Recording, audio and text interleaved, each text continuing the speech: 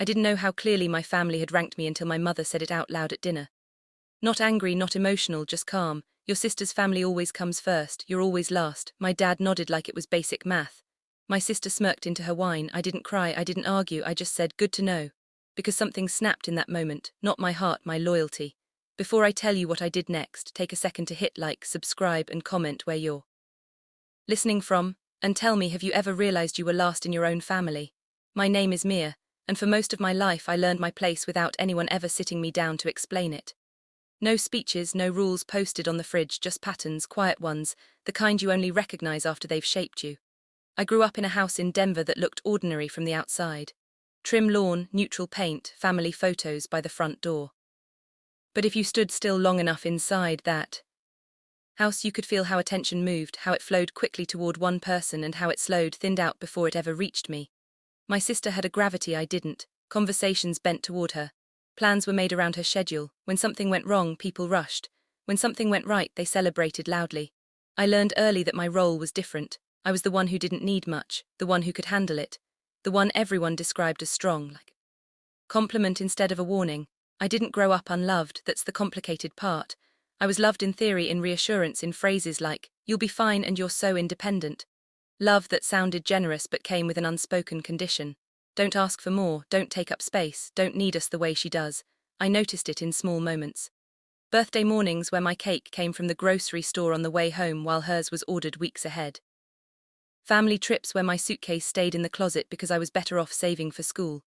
Graduation days where I took photos for everyone else and stood off to the side holding jackets, watching milestones happen without me in the frame. When I left for community college, no one cried at the airport. There wasn't an airport actually, just a quick hug in the driveway and a reminder to call when I got there. I paid my own way, worked extra shifts, learned how to stretch money and time. Because I had to, and every time I succeeded it quietly reinforced the story my parents told themselves. See, she's fine, she doesn't need us. Years later, when I moved to Seattle for work, the pattern didn't change. Phone calls were brief, updates about my life were acknowledged, then redirected. How's work? That's good. Did you hear what your sister's dealing with right now? I became fluent in listening in, being supportive and staying calm while my own life unfolded off to the side. The time of that dinner, the one where my mother finally said the words out loud, I already knew where I stood. What shocked me wasn't the ranking, it was how comfortable they were saying it. As if it had always been obvious, as if I had agreed and maybe in some quiet way I had. After that dinner nothing changed on the surface, and that was the point. My parents didn't call to check in. My sister didn't apologize. Life continued smooth and uninterrupted, as if they hadn't just said the quiet part out loud, but something had shifted in me. The requests kept coming just like before. A text from my mom asking if I could watch the kids just for a few hours. A casual mention of bills piling up said lightly like a weather update. My sister forwarding a message about a payment that accidentally bounced, followed by a laughing emoji. No one asked directly. They never had to. The assumption was enough. I noticed how automatic my old responses had been. Of course, no problem, I'll figure it out. This time I didn't answer right away. At first it felt wrong, like I was breaking some invisible rule. I'd see my phone light up and feel that familiar pull in my chest, the reflex to smooth things over before they escalated. Instead, I let the phone sit on the counter. I finished my coffee. I went to work, I lived my day, and nothing exploded. That realization was unsettling. The world didn't collapse because I didn't step in immediately. No emergencies, no disasters, just silence. Followed later by a second message, then a third, more pointed one. Are you okay? You've been quiet. I was quiet because I was paying attention. I started looking at my own life with the same clarity I brought to my work, my finances, my schedule, my energy. I realized how much of it had been quietly allocated to everyone else. Money that drifted out in small, regular amounts. Time I kept flexible just in case. Plans I never fully committed to because someone might need me. So I began separating things. Not dramatically, not with announcements, just practically. I moved money into accounts that were mine alone. I cancelled shared access. I stopped covering small payments that had never been discussed, only expected. When my sister asked if I could spot her for now, I replied with a simple, I can't. No explanation, no apology. The reaction was immediate. My mom called, her voice tight with concern that felt more like confusion. Is everything okay? You seem distant. I told her the truth. I'm just busy. She paused as if waiting for the rest of the sentence. When it didn't come, she filled the space herself. You know, your sister's under a lot of pressure right now. I did know. I had always known. What I was realizing was that knowing didn't make it my responsibility. That was the turning point. Not a fight, not a dramatic declaration, just the moment I understood that being the strong one had become a convenient excuse for everyone else to stop carrying their share. Didn't know then how soon they would really test that boundary, but I was about to find out. The call came on a weekday afternoon right as I was finishing a meeting. I could hear it before anyone said a word. That edge in my mom's voice tight rushed, the sound of someone trying to stay calm while standing on unstable ground. "We need to talk," she said. "Can you come by this weekend?" She didn't explain, she didn't have to. By then I'd learned the language, when my family used urgency. Without details, it meant something had gone wrong, something expensive. When I arrived in Denver, the house felt heavier than I remembered. The air stale. The living room table buried under stacks of envelopes and loose papers, bills, notices, printouts that looked official enough to be frightening. My sister sat rigid on the couch, arms crossed, eyes fixed on the floor. My dad avoided my gaze entirely. They didn't ask how I was. No one ever does in moments like that. My mom started talking fast words, tumbling over each other. A business decision that didn't pan out. Payments that had been delayed, a few contracts signed with optimism and very little margin for error. She kept using the word temporary, like repeating it might make it true. I listened without interrupting, my hands folded neatly in my lap, the way I always had. Then came the pause, the collective inhale, the moment they all looked at me. "Well," my dad said, finally clearing his throat, "you're in a stable place, you don't have kids, you can handle this better than most." There it was. The assumption, the expectation dressed up as logic. They didn't say the words outright, but they didn't need to. They expected me to cover the gap, to smooth the crisis, to make the numbers work the way I always had. My sister glanced up at me then, fear flickering across her face before settling into something else. Relief, as if the solution had just walked through the door. I didn't answer right away. Instead, I asked a question. "What's the plan if I don't?" The room went quiet, too quiet. My mom looked hurt, my dad looked confused, my sister looked panicked. It was like I had spoken in a language they didn't recognize. Not helping had never been part of the equation.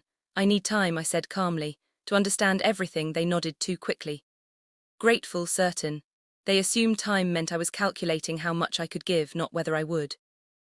That night, back in my childhood bedroom, I stared at the ceiling and felt something settle inside me, a resolve that didn't come from anger but from clarity. The next morning I made 2 appointments, one with my therapist, one with a legal advisor. If I was going to step into this mess, it wouldn't be as the family's safety net, it would be on my terms. When I came back the following weekend, I didn't arrive with answers. I arrived with clarity. The house looked the same as it always had, but the energy inside it felt different, tighter, desperate, the kind of quiet that comes from people waiting to be rescued. Papers were still spread across the table, now more organized, stacked into piles like someone had tried to make chaos look manageable. Bills here, payments there, a few contracts clipped together, corners bent from nervous handling.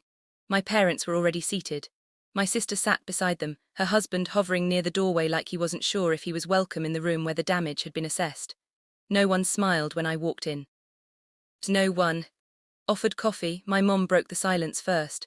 "We're really glad you came," she said, hands folded tightly in her lap. Her voice carried that brittle softness I knew well, the tone she used when she needed something but didn't want to say it out loud.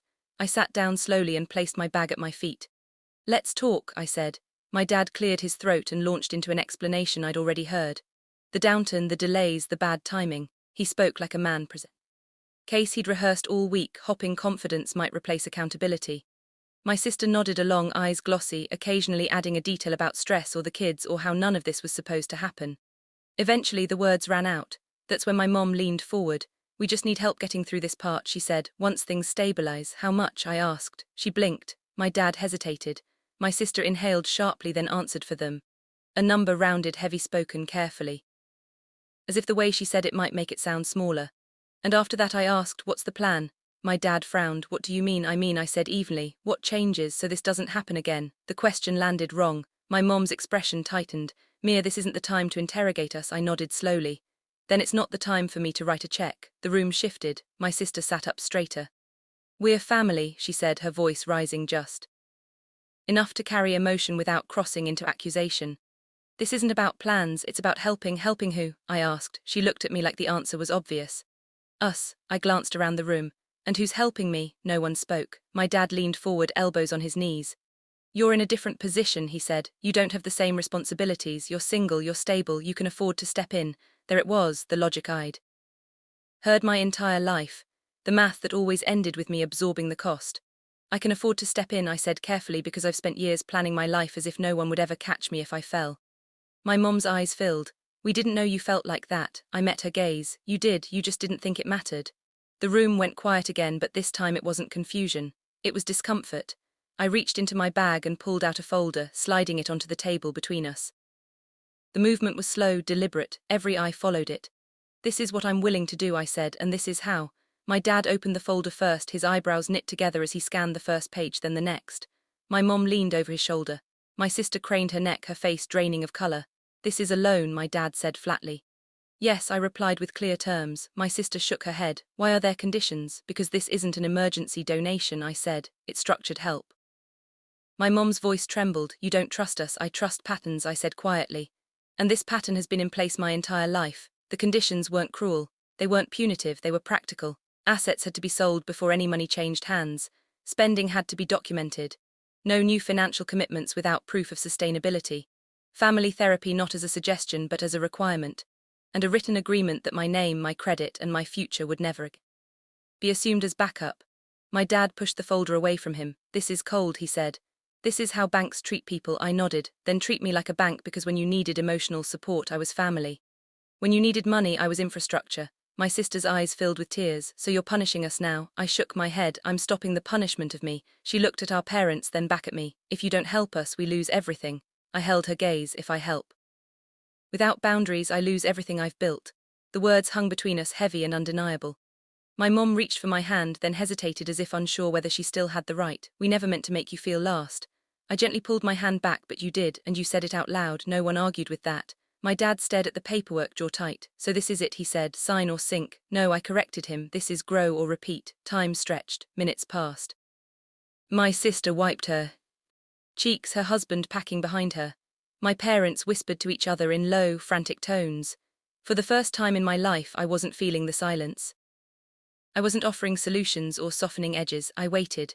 Finally, my dad looked up. We need time, I nodded. You have 24 hours. My sister's head snapped up. That's it, I said, standing. Tomorrow I'll come back. Either we move forward with this or we don't move forward at all. As I walked toward the door, my mom called my name. If we say no, she asked, voice breaking. Are you walking away? I paused, my hand on the doorknob. I'm not walking away from you, I said. I'm walking toward myself. The next day when I returned, the papers were signed. No speeches, no apologies wrapped in excuses, just shaky signatures and tired faces. The relief in the room was real, but so was the loss. Something had shifted permanently.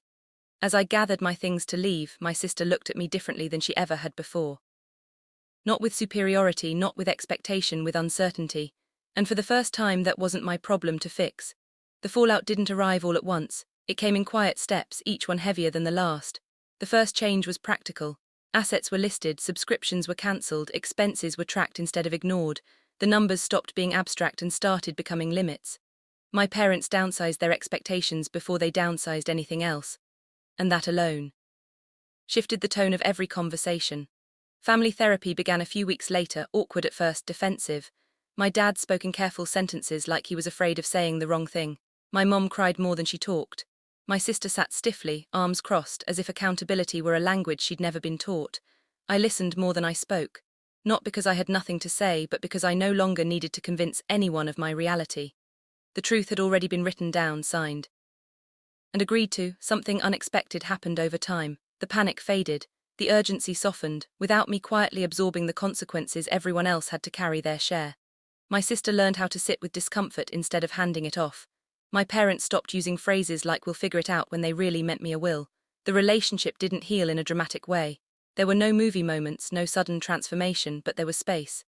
Space where guilt used to live, space where obligation had once pressed down on my chest. Back in Seattle, my life felt steadier, lighter. I focused on my work, I slept better. I stopped bracing myself every time my phone buzzed. When my mom called, it was to ask how I was, not what I could do. When my sister texted, it wasn't followed by a request. The biggest change wasn't theirs, though, it was mine. I no longer felt responsible for maintaining the illusion that everything was fine. I didn't rush to prove worth by fixing problems that weren't mine. I learned that boundaries don't erase love, they define where it can exist without destroying you. One evening, sitting alone in my apartment, I realized something simple and profound. For the first time in my life, I wasn't waiting to be chosen. I had already chosen myself, and that made all the difference. For a long time, I thought being last in my family meant I needed to try harder, give more, stay quieter. I was wrong. Being last was never a position to fight for. It was a sign to step out of the line entirely and build a life where my value didn't depend on sacrifice. If this story felt uncomfortably familiar, I want you to know you're not alone. Share your thoughts in the comments. Tell me where you're listening from. And if stories like this help you breathe a little easier, hit subscribe so you don't miss the next.